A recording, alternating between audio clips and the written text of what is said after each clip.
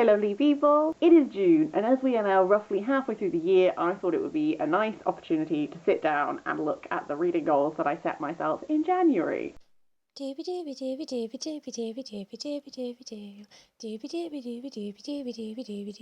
Vlogs.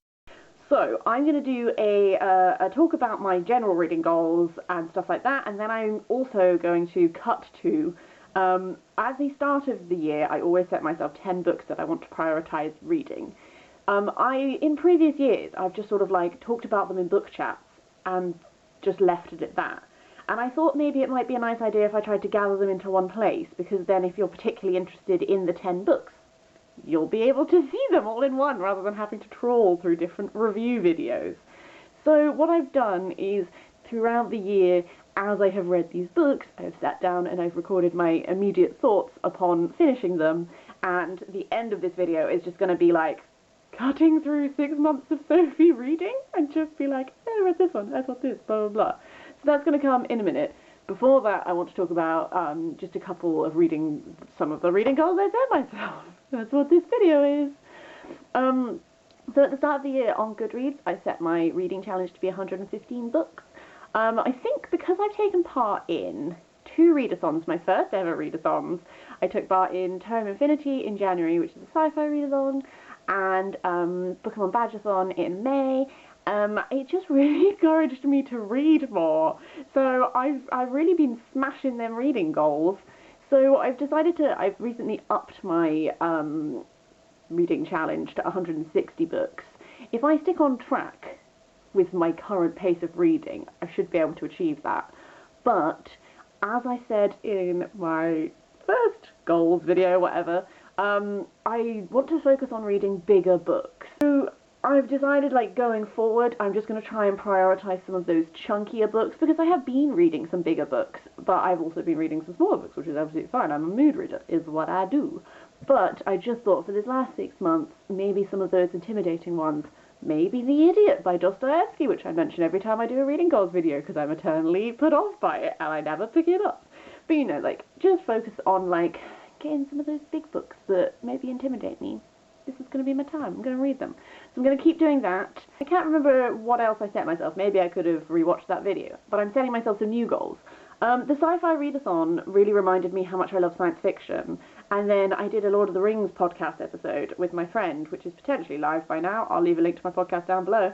And it's really reminded me how much I really enjoy fantasy. So setting myself goals for, like, the rest of the year, I want to try and prioritise reading some of the sci-fi and fantasy that is in my to-read pile, / like, just purchasing some sci-fi and fantasy, because I used to read it loads when I was younger, and then I flit and I go and then I mood read all over the place, which sometimes means that, like, I forget about genres that I really enjoy, because I'm too busy, like, being like, oh, what about this thing I've never experienced before? So I want to try and just, like, do some little fantasy, do some sci-fi. If you have any fantasy sci-fi recs that you're like, you have to read these ones, do let me know, because I'm having a time and I'm loving it. Okay, I think that's everything I want to talk about now, so I'm going to cut to past Sophie talking about things, and then I'm going to, at the end, just reassess the books that I haven't read of those yet, and maybe set myself some more. So, past Sophie, take it away. I'm currently recording this on the 3rd of February. The first book that I read of the 10 books that I picked is A General History of the Robberies and Murders of the Most Notorious Pirates by Captain Charles Johnson. I read this because I'm going to be doing a podcast episode on pirates, which will probably be up by now, and I'll link it below. This is written in the 1700s. The author of this is not really known. Captain Charles Johnson, there is no record of a Captain Charles Johnson that would really fit this. Many people think that it was actually Daniel Defoe. There are many other people who think there are various other people that it could be, but a lot of the information in this is actually very accurate. From what we know, it's been tallied up against what we do know about the movements of pirates, and actually it really works. So there's many suppositions that maybe this was written by a pirate. But suffice to say, a lot of the information that we know about pirates, like Blackbeard and Anne Bonny and Mary Read and Jack Rackham and all this stuff, comes from this. So this was very interesting. I found this much more readable than I expected it to be. Bearing in mind it was published in 1724. It's that thing where I just didn't really know what to expect from the writing style, and it definitely has that sort of, like, florid 17th century, like, style, but in quite an easily accessible way, I think. I know various things about various pirates from watching various media or reading various other media. It was interesting to, like, strip all of that back and look at the actual, like, reality of this, because I find it interesting to think about why I like pirates, because some of the people in this are awful, awful human beings. They do terrible things. But also there's this idea of a pirate that we as society kind of really like. And I know that that comes in part from media like Treasure Island and stuff, which has done a lot to, like, romanticize pirates. And then, like, in more contemporary times, like Pirates of the Caribbean did a very similar thing. But at the same time, there are things about this that I like. When I read about Mary Read and Anne Bonny, like, I like them for being daring enough to disguise themselves as men and go forge a life on the seas. Then there are people like Ned Lowe, and I'm like, you're an awfully horrendous human. And it's that weird, like, juxtaposition of, like, I think there's something about the way that pirates broke convention that is very likeable, but then they also did some horrible things. This is just me being like, I'm conflicted about the fact that I like pirates. But yes, add that to the book in hand. A good read. On to my second book. It is now the 24th of February. I've just finished reading I Capture the Castle by Dodie Smith. This is a sort of coming-of-age novel about Cassandra Mortmain, who is 17 years old, who lives in this giant crumbling castle in the English countryside in the 1930s. They are very, very poor. Her father is a once very successful writer who has not written in years. And then the arrival of some American neighbours sets some stuff into motion for Cassandra and her family. I enjoyed this book. It is a diary format. It is like Cassandra is writing in her journal. And it is also split into 3 parts because she has 3 different journals. I enjoyed the first 2 parts of this more than the latter part. Because, and I think partly, I don't know how I managed to do this, because it literally says, the first sentence on the blurb of this book is, "Welcome to the world of 17-year-old Cassandra Mortmain." For some reason I thought she was 13. I think partly the narrative voice of this reminded me a lot of something like Anne of Green Gables, because someone describes Cassandra as consciously naive at one point, and I definitely think there is this innocent naivety to her, especially in the first 2 books. Because it is this coming-of-age novel, so she gradually becomes a little bit more, like, self-aware, stuff like this. And so, I don't know how I thought she was 13, but I did think she was 13, and I think this narrative voice added to that. And then the final book of the 3 notebooks goes into, like, some romance and stuff like this. I mean, it's like a theme throughout, but it really, like, kicks into gear in the 3rd book. And I think part of why I struggled with the 3rd book is I had to adjust my brain to the fact that she was 17, because I had been thinking she was 13, and when there was this potential relationship with this guy who was, like, not 13, but, like, an adult man, I was like, this is really weird. She's 13. I know it was the 30s, but I don't think that was... And then I reread the blurb of the book, and I realised my mistake. So, like, that's on me. That's not on the book. That's, like, me being misunderstanding things. But still, there was an adjustment that sort of stopped me really investing in any of the romance elements, because I was like, she's a child. And then I was like, oh no, she's like 17. But still. This was a very charming book, I feel. Cassandra herself is very charming. You are a little bit in the same situation as the American brothers who meet the family, because the American brothers are definitely taken with this, like, quaint English charm that the family have, living in this crumbling castle, and oh, how eccentric, whatever, except for we are shown also the realities of the, like, I don't know if describing it as poverty is correct, because they do have, like, a castle, but they have, like, no furniture because they've had to sell it all, and they can barely feed themselves and stuff like this. So we get that balancing side, but this sort of, like, charming quirkiness is quite endearing. I think one of the things that stopped this from having a higher rating to me is how much the father annoyed me deeply. And that's just me, I think. I can see how maybe that wouldn't bother some people, but I found it distractingly annoying. For example, this is a family that is deeply struggling to feed themselves. The whole thing is that the dad, like, or maybe not attacked the mum with a knife at one point and went to prison for it. The family tale is that he wasn't actually attacking the mum, whatever, it was all a misunderstanding, but he got thrown in jail and then he's never written since, and they're all like, maybe it was being in jail, maybe it was not, blah, blah, blah. So, like, there's this whole theme in this of, like, why isn't the dad writing? And I was just like, I don't care if he's writing or not. You could get a job and feed your family. Like, you don't have to write to earn money. Like, there's a farm. Go help out on the farm. Just, like, this like, deeply indulgent way of just being like, well, I guess father will never write again. We're just going to all have to club together to make some money. And I'm like, no, he's your dad. Why can't he provide for you?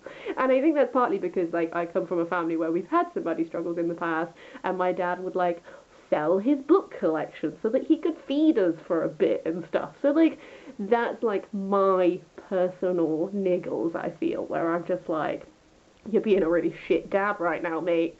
And we're all very self-indulgent. I mean, so, like, that element of it really irritated me. But on the whole, I can definitely see why this is a book that is studied. I think both in studying form would be really good in this, because it's like, let's engage with a diary formatted book. I also can see how it's nice to have, like, this coming of age novel that's from the point of view of a girl, because I feel like there's a lot of them which get studied which are, like, from the point of view of men. So yes, it was very interesting and fun. I had a good time reading it. It's March the 23rd, and I've just finished the entirety of The Lord of the Rings. In the original video I made of this, where I was setting out the books I was going to read, I was very hesitant and intimidated by this, and I said I was just going to do the Fellowship this year. And then I read the Fellowship, and I loved the Fellowship, and now I've read all 3 books in a month. So that's where I'm at with my life. The thing that spurred me on to actually pick this up is because me and my friends, we have a podcast together called You Not I Like ... which is linked in the description below. I think it's probably been posted by now. We are have done a Lord of the Rings episode where we're looking at, well, the plan is to look at Tolkien's effect on fantasy literature, and then also the Lord of the Rings film's effect on fantasy film, which is quite, like, that's aiming big. Probably not going to be able to cover all that, but we're doing it. So it just seemed like, of all the times, if I was going to do it, I should read as much as possible of this before recording. We don't record for another 2 weeks, and I've read the whole thing. I loved this. Things to talk about. Initially, I thought The Fellowship was my favourite when I was reading Two Towers. Not because I disliked Two Towers, but because I enjoyed Fellowship had more to it than that was cut out of the film, which makes a lot of sense. I think they did a very good condensing, because there were lots of rambles. But I enjoyed, there were lots of songs in The Fellowship, which sort of told you, like, the history of Middle-earth, stuff like that. I liked all of these little extra bits. And then I read Return of the King, and I liked that even more. And what I like about Return of the King is I can really feel the influence of Old English literature on Return of the King.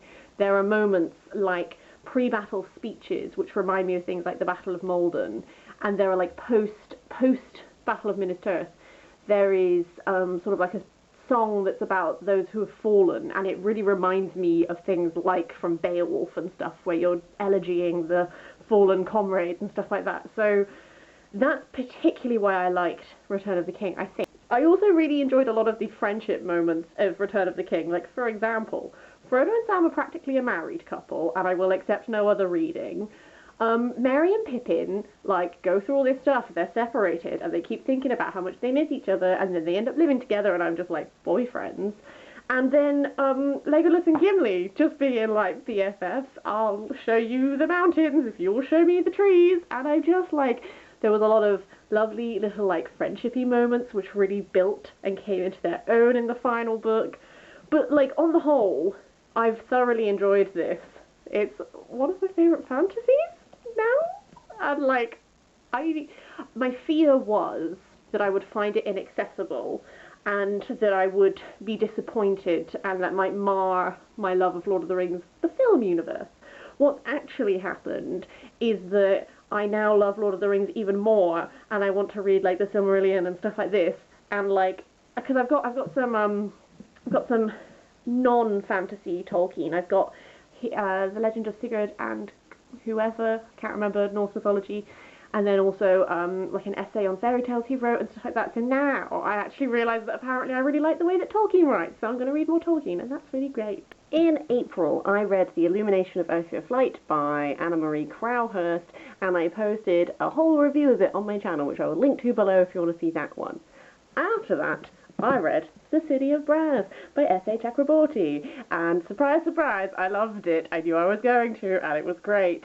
Our main character, Nari, essentially gets sucked into some events and realises that there is more to her than initially there seems, and shenanigans ensue, I'll say it like that. I really enjoyed this. I will say it was quite a slow build, which I liked because I enjoyed getting immersed in this world and having everything like set up and everything. I can see how for some people that might be a little bit tedious, but like I was here for the slow world building.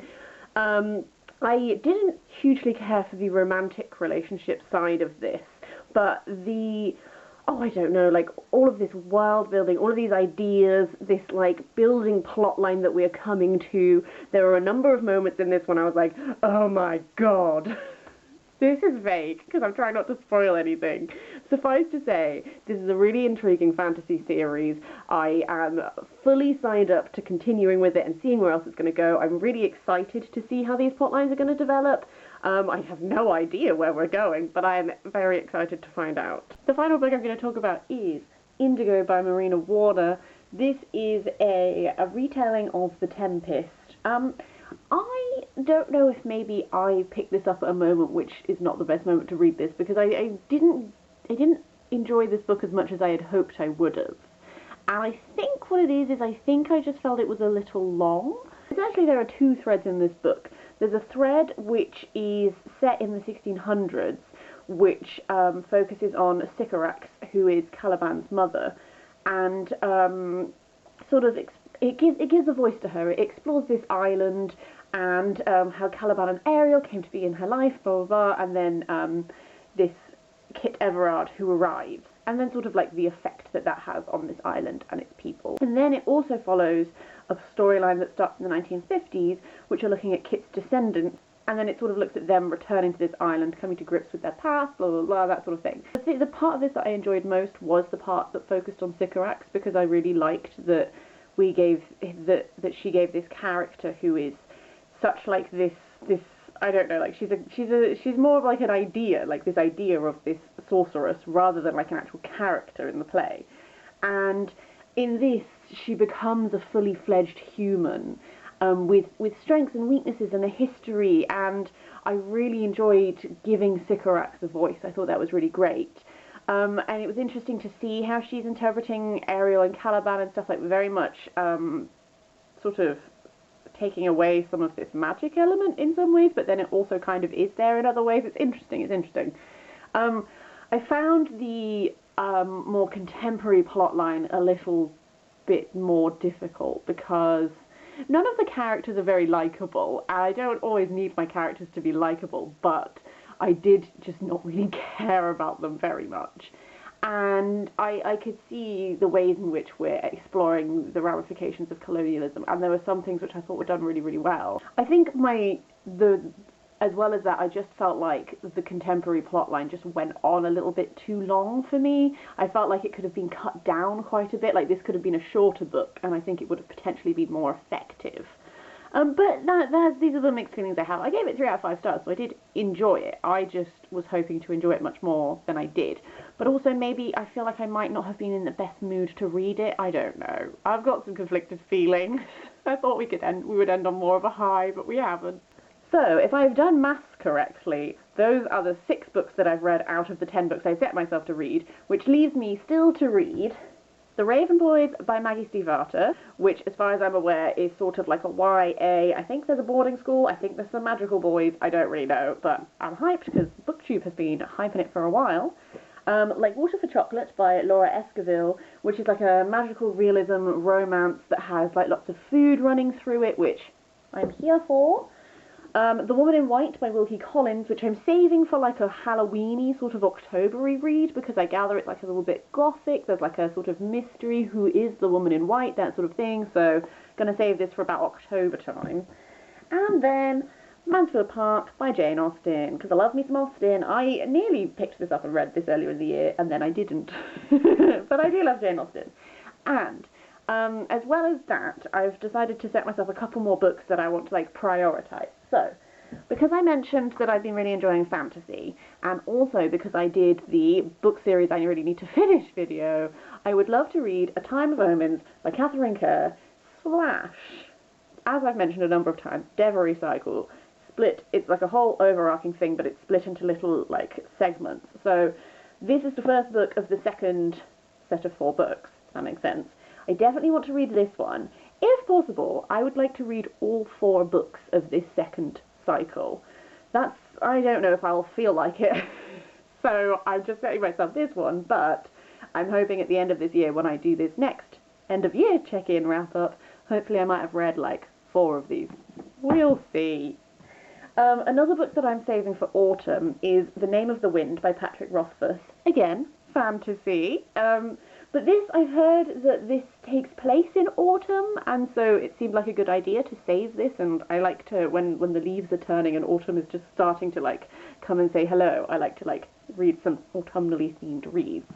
So, again, I don't really know a lot about this, I just know that it's a fantasy that everyone loves, so I'm just going to give it a go. The Silence of the Girls by Pat Barker, gorgeous cover. This is a Trojan War retelling that sort of gives voice to the women. I've been hearing a lot of mixed things about this. Some people think it was done really well. Some people found the presence of Achilles as a narrative view in this a bit, like, removes sort of the point of focusing on the women and stuff. So I'm going to go in and I'm just going to see what I think, because as we all know, love me some Iliad retellings, love me Achilles. I get emotional about them all. If Briseis is in it, I'm going to be thrilled, because she's my bae.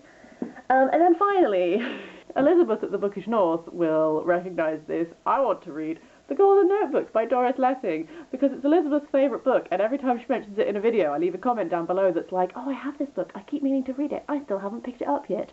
And it's now June, and I still haven't, and I meant to pick it up in March, so gonna happen. I've put it on video, which means I've committed. And if I haven't read this at the end of the year, we can all pile on me and be like, ooh, how could you, etc. So that's how I'm gonna make myself finally read it.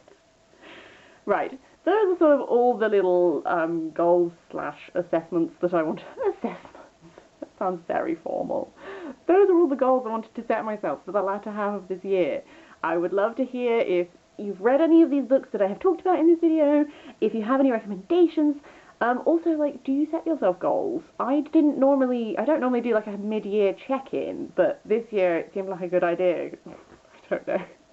But anyway, I'd love to hear your thoughts about all of your reading habits / these books. Otherwise, I hope you're having a really lovely day, and I'll see you next week for something different.